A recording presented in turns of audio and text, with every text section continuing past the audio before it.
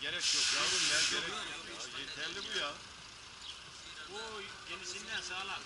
Bu yenisinden sağlam. Güzergahı sonra. İnternetin var mı senin? Alttan mı geçireceğim? İnternetin varsa güzergahını sonra.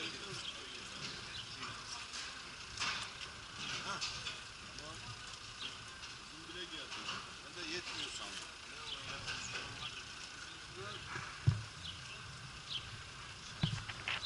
Valla var da işte nasıl olur işte. Vidası nerede?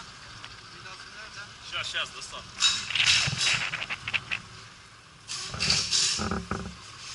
Fermuarı açık bırak. Kapat.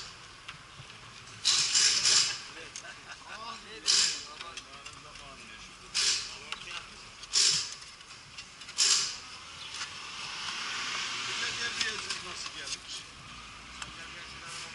Yok. Şoför değil.